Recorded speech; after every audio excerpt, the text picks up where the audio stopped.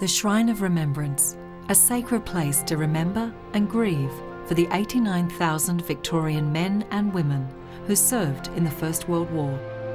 19,000 did not return. It was built not to glorify war, but to honour those who died.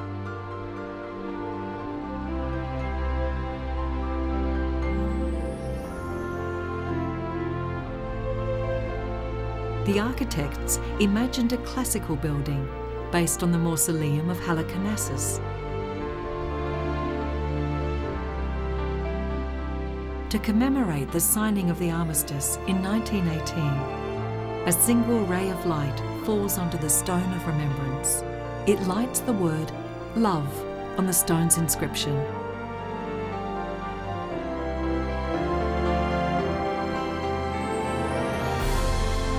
The 12 relief carvings in the sanctuary depict the activities of the services.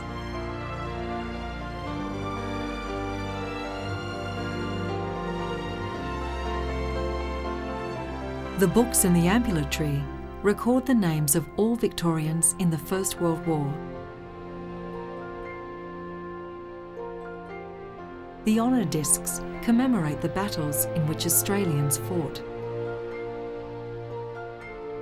The carvings above the columns at the south of the building symbolise the homecoming, a community at peace. Servicemen return to take up their tools. The young male is symbolic of young Australia. Around him, the arts are represented, and in the east corner, sheep symbolise pastoral life. The carvings over the columns on the north of the shrine represent the call to arms. The winged goddess dominates the sculpture. She represents the mother country, and she appeals to her children to protect her.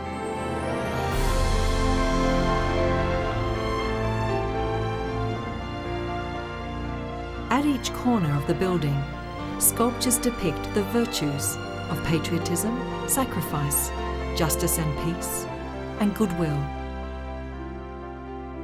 The child at the centre of each statue represents the children of Victoria, who raised money to build the shrine.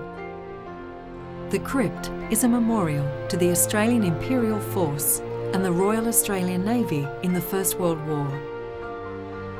Battalion colours have been displayed in the crypt since 1936, and the tradition continues. Commissioned in 1967, the father and son sculpture links those who served in the First and Second World Wars. There were only 21 years between these conflicts.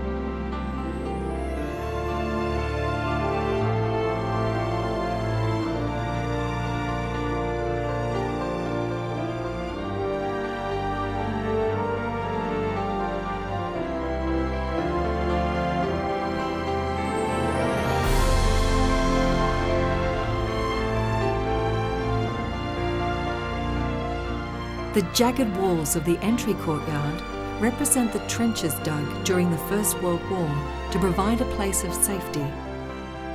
The garden courtyard is aligned with the entry courtyard in perfect symmetry. In the school's courtyard, school groups pass under the red poppy shade, the first plants to spring up in the devastated battlefields of northern France and Belgium. The plantings in the terrace courtyard were inspired by wars in Asia and the Pacific and the service of Australians as peacekeepers. The interior of the auditorium features origami cranes and doves, symbols of peace around the world.